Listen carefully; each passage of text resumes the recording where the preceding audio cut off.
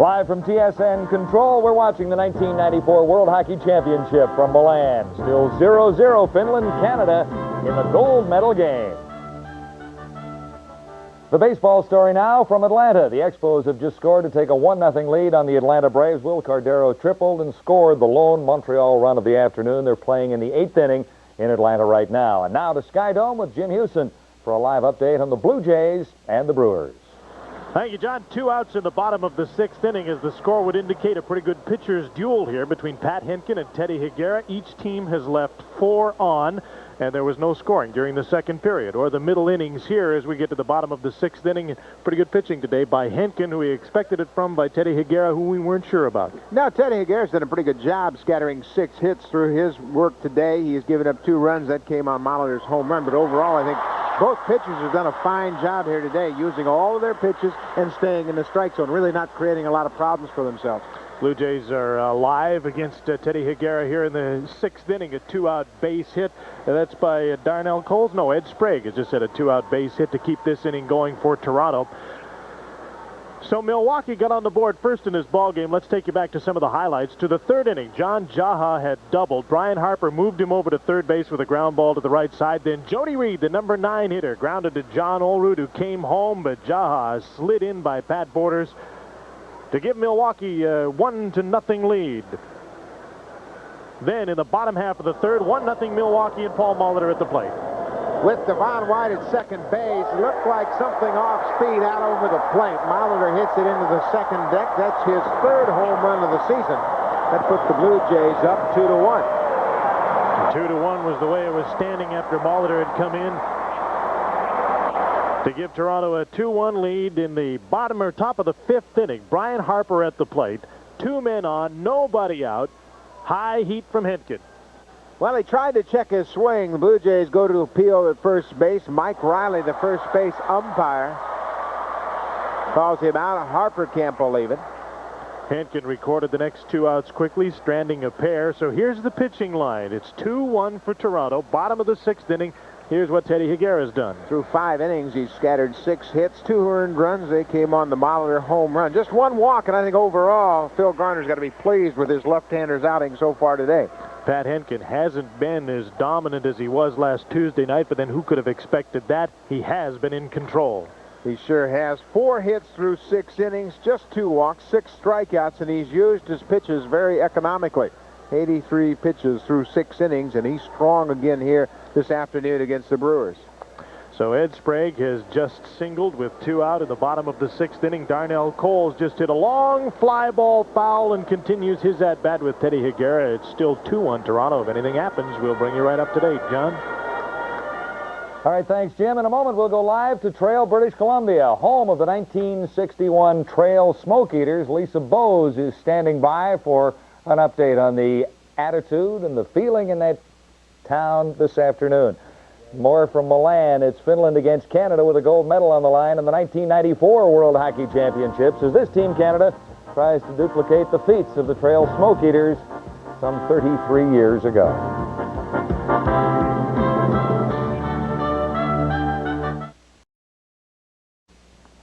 Welcome back, and we're hooked up now live to Trail, British Columbia, where the Smoke Eaters legend lives on. Lisa Bowes is there, and after all these years, Lisa, how did those Smokies get their name originally?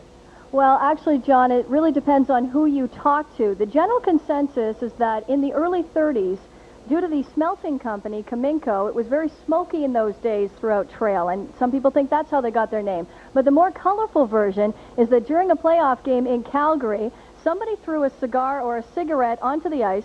One of the players was skating by. He picked it up, started to smoke it, and they think that that's maybe how they got the name. So I don't know if that's true. I've got a few of the players from the team with me here at Rosario's in Trail, BC, and so maybe I'll just ask Seth Martin. Seth, which story do you believe? Well, I like to think it would be the last one, a bit certainly more colorful. Somebody in a uniform picking up a cigar or whatever, smoking it. So that's the one I'm going to stick with. It is a great name, a great Canadian name. And how about this game, Canada, Finland, deadlocked at 0 so far? Well, it's certainly a close checking game. It doesn't look like any of the teams want to make a mistake out there causing a goal. So it's I expected that the Canadian offense would take over in the second period, but I guess they're Now going into the third, it's another problem. They can't open up too much, and I think it's going to stay in the same way during the whole game. So I hope Canada comes through in the end. Dave Russell, what do you think of the game? What are your thoughts as you watch this? Well, I thought the first period there wasn't very many really good chances. They're checking very closely, and I think that first goal in the third period is going to be a big one. It'll be very hard to overcome because of the style of hockey that they're playing. Okay, and as the game progresses, maybe we can come over to you, Cal. What do you think about, sorry about that. We need my mic, of course. What do you think about what might happen at the end of the game? Will there be a celebration in Trail? It's very quiet here. It's Mother's Day. The outcome of the game, what do you think might happen? I think there might be a little bit, almost a short period of mourning for a little while amongst a lot of the old hockey fans who have talked about this for the past 33 years. But in reality, I guess it's time that Canada won again. You know, it's hard to believe that they've gone that long without winning the World Tournament. Hugh McIntyre, Pinocchio, I guess, your nickname, as you watch this game and the possibility of the honor perhaps in jeopardy, what are your thoughts? Well, I would like to see Canada win, for sure, but it's going to sort of be something to lose that prestige that we've had for the 33 years. But I feel that I personally feel that we won't lose it because we were the last amateur club to win this, and I think there's quite a few pros on there, and as far as the game is concerned, it's really a close check-in, and somebody's got to open up in the third.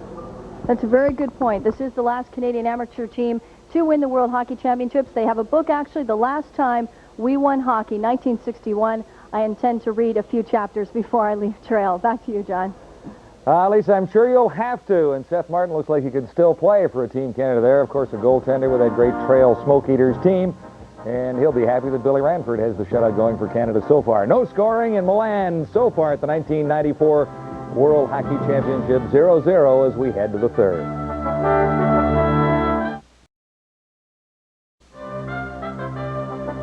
Third period is just ahead of the 1994 World Hockey Championships. No score so far. Canada breezed through the first 7 games of this World Championship with a different star taking center stage every game. 7 straight wins, though, won't be remembered if Canada doesn't make it 8 straight with a gold medal victory this afternoon. Back to Milan, here's Paul Romanek.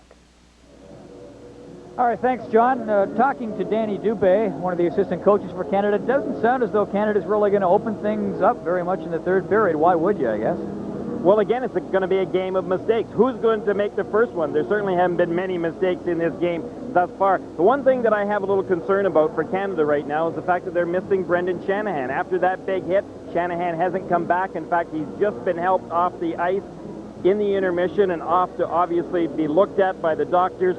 That was a thunderous body check right at the red line. And Brendan Shanahan, who's had 4 goals and 4 assists in this tournament, and his big strength in front of that net is going to be missed in this third period. Yeah, but those thunderous checks have been very rare, not nearly as prolific as they were yesterday against Sweden. Well, again, Canada and Finland are playing exactly the same type of hockey game right here. And it might not be pretty to watch, folks, but technically, it's extremely good. It's like, I guess, watching a good chess match right now.